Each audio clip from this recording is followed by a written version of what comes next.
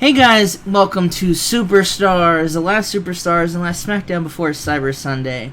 And we have a big ol', schmaz, and we're coming up to what I consider, I know I mentioned it, but I believe this, once we hit the pay-per-view, that is the 100%, true 1 year in-game date anniversary of the save.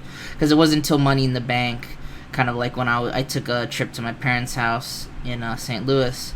I had this originally started on a laptop, and I just kind of booked 4 months, and it was just, I just got really into the save, and now here we are. It's on YouTube, and a bunch of people like it, so that's always fun. So we got off, and we're getting into the main point. We just kind of have a generic Raw recap because that's what the fans want. You can tell I watched this week's Monday Night Raw. And we have a actually really good match between the Shield and Common Ground. I love how far, Dean and Seth and them have come. Roman still kind of get up there, but that was always going to be the case. But anyway, 15 minutes in, Dean Ambrose, dirty deeds on Mason Ryan to pick up the win for the Shield. Ahead of their big ol' smorgasbord match at the pay-per-view. Next, we have The Miz, and The Miz cuts a generic promo on CM Punk about the triple threat match at Cyber Sunday. I don't really know exactly what The Miz says, but The Miz is awesome, so we don't really need to think. Next, we have a big old match between some divas. We have Maxine and the Divas of Doom taking on Alicia Fox and Latina America. And Latina America actually pick up a good win when Navi Angel defeats Maxine with a submission of the name that I'm not going to pronounce because I don't know how to do it. Beth and Natalia doing pretty good for themselves with 80s, I always like to see that, and Alicia Fox improving in Rumble skills because she's Alicia Fox. We have a generic video about the Big Show because I figured I'd put the Big Show on there. And then, this kind of disappointed. Oh, they don't click. So despite some bad chemistry, Shelly and Shelton Benjamin put on a really good singles match, but Shelly is able to beat Shelton Benjamin when he locks in the Border City stretch for the win. I was kind of hoping that would get in the 80s range, but we do have a montage, and not to some 80s power ballad game, don't lie to me. We have a UFC type training montage with John Cena. He's working out, he's punching bags, he's looking pretty heelish. It's kind of like if you remember the video where The Rock, I believe it was The Rock he fought when he was in the jacket, or not the jacket, the the big old shirt, and he kind of had his fist taped up like that. Again, more heelish if you want some inspiration for that. And then we have a generic promo from Kofi Kingston in the show just to get 100 A-star pop because I'm lazy. I think I'll keep Superstars around because I like having a B show, but I don't think I'm going to record it once the deal is over, but I'll keep true to it. 84B+, I'll see you guys for the SmackDown portion of the show, which is coming up right now. Alright, so we're back with SmackDown, and let me do this real quick so I can fuck myself, and I'll have to now do the intro over again because I don't like the intro.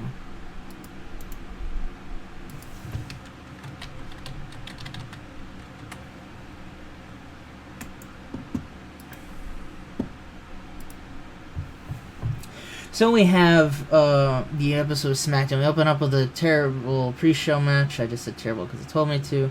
We have Madison Eagles, the debuting Madison Eagles, teaming with longtime tag team partner Sarah Del Rey to take on Maxine and Eve. And Madison Eagles picks up the win with a Hellbound. Not much there. We have the World Heavyweight Championship contract signing. Is John Cena? John Cena was supposed to be in this. So basically, all 4 men are in the ring, including John Cena, botch on my part. When is it not? And it's actually, no one's even really talking. It's very cordial until somebody brings up, I probably assume it's either Ted or Ray, brings the fact that Ray beat Mark Henry, and then Mark Henry immediately snaps, and John's like, hey, I can beat up people too. So we have a big smorgasbord, and we have a generic tag team main event match for the evening made player. It's going to be John and Mark versus Ray and Ted DiBiase. And we have an opening match with Trent Barretta taking on Sheamus. Trent Barretta taking on Ryback for the Intercontinental Championship. And Sheamus taking on Kevin Nash in a steel cage match at the pay-per-view. But it looks like due to interference from Ryback, it's Sheamus who's able to get up the win with a bro kick, and Mr. Money in the Bank pulls out a pretty good win. And next, we have Sheamus. Kevin Nash comes on the Titantron, and he starts taunting Sheamus. He goes, wow, you got a win over Trent Barretta. The main event player right there, brother. So proud. And he had to get assist from Ryback just to do it. That's pretty impressive. And Sheamus grabs and he tells Kevin Nash, he's like, shut up, Kevin Nash, fella. Goes, I'm sick of seeing you on my TV screen. And you know what? At Money in the Bank, fuck, I keep messing up today. At Cyber Sunday, we're live, pal. At Cyber Sunday, Kevin Nash, I'm going to end your career inside that steel cage. And you can count on that. So, just kind of hyping up the two matches. Got a 97A. That's really good.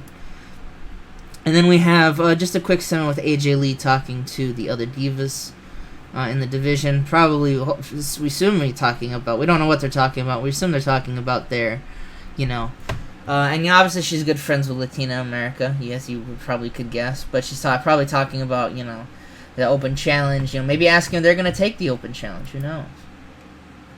And we have a pretty decent tag team match between the Second City Selfies and Primo and Epico that ends when Tyler Breeze hits a beauty shot into a Colt 45 onto Primo for the win.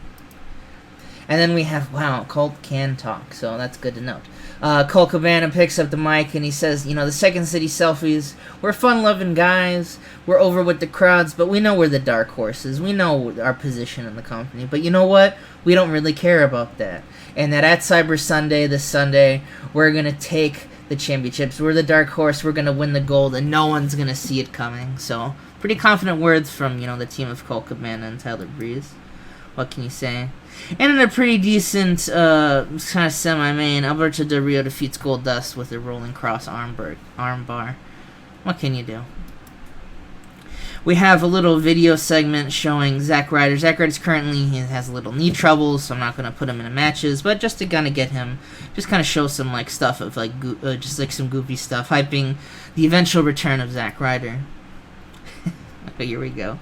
So, basically, this segment, we cut out a commercial. Mark's trying to get ready for his tag team match, and he's knocking on Cena's locker room. He's like, yo, Cena, where you at? We gotta have this match. We gotta go beat up these vanilla midgets.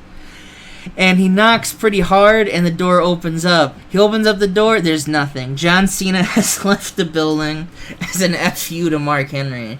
And Mark Henry immediately just goes AIDS. He goes, you know what, fine. You know what, I'll fight them myself. And, Mark Henry's pretty capable for himself. So our main event is switched from a tag match to a big old handicap match. Ray and Ted versus Mark Henry. And Mark Henry actually does pretty good for himself. Mark, he's got strong. He especially pretty much focuses on Ray because, he wants the revenge. Not letting Ted get the tag. But eventually Ted does get the hot tag. And he's able to pick up the win. And in a good match, Ted DiBiase and Mark Henry defeat... Ted DiBiase and Rey Mysterio defeat Mark Henry when we have the Dream Street. Pretty good of getting the Dream Street.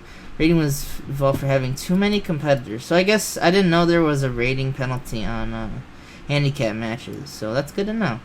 It's actually the first time I've ever booked a handicap match, I believe, in the game. I could be wrong. So Raw goes off the air with Ted and Ray, all about,